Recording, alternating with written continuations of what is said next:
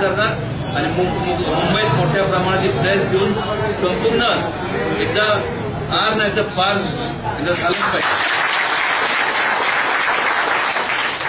उघडपणे बोलणारे फार थोडे असतात. त्या प्रत्येकाला वाटतं की आपलं काय होणार, आपल्याला हे जाणार तर ते होणार.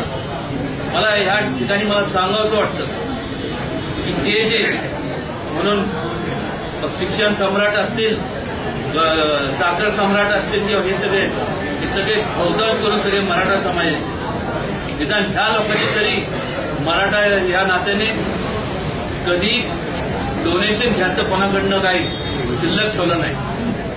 आणि त्यामुळं आज केविलवाणी त्यांचा विचार चाललाय की आपण हे आता समाजासाठी काहीतरी केलं पाहिजे. ज्यावेळेस हातात सत्ता होती त्यावेळेस काच केलं नाही. आज ज्यांच्या हातात सत्ता आहे, जे कोण असतील, पक्ष कुठलाही असेल, हा प्रश्न पक्ष उद्रेक असा प्रश्न आहे. आणि त्यामुळं जास्त जर उद्रेक जर झाला आणि वाढला त्याला जबाबदार महाराष्ट्र शासन असेल, केंद्र सरकार असेल. केवळ महाराष्ट्रात नाही तर वेगवेगळ्या राज्यामध्ये तिथलं त्या राज्याचं शासन आणि केंद्र शासन जबाबदार असेल.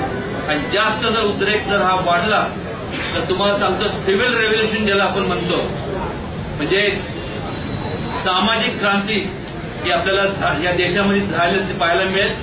आणि जे आपण अभिमानाने छाती डोकपणे सांगतो की आपला देश हा संपूर्ण जगामधला सगळ्यात मोठा शक्तिशाली आणि सगळ्यात मोठी लोकशाही असणारा देश, या देशाचे छोटे छोटे तुकडे व्हायला फार वेळ लागणार नाही.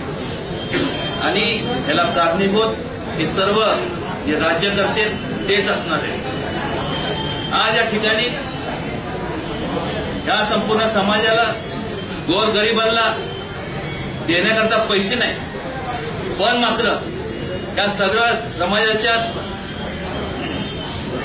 अल्पभूधारक जे समाज आहे, दारिद्र्य खालचा जो समाज आहे, त्या टाळू वरच लोणी खायला मात्र हे जे शासकीय अधिकारी आहेत त्यांच्या पगारात वाढ एवढी केली की ज्याचं नाव नसतं. आणि त्यामुळे जर त्यांचा पगार तुम्ही एवढं वाढवण्याकरता जर तुमच्याकडे पैसे असतील तर तुम्हाला रस्त्याकरता ह्याच्याकरता जर पैसे असतील, आणि त्याचबरोबर ज्या ज्या लोकांनी भ्रष्टाचार केलाय ही संपूर्ण यादी माझ्याकडे आहे. ही यादी तर प्रत्येक त्या लोकांचं त्यांना तुरुंगात टाकलंच पाहिजे. त्यांची सगळी मालमत्ता जप्त केली पाहिजे. ही त्यांच्याकडे ह्या लोकांनी एवढी मालमत्ता जप्त केली आहे, आपल्याला हडपली आहे की त्या मालमत्तेच्या आधारावर आज संपूर्ण या देशातली गरिबी सुद्धा हटू शकते. अशी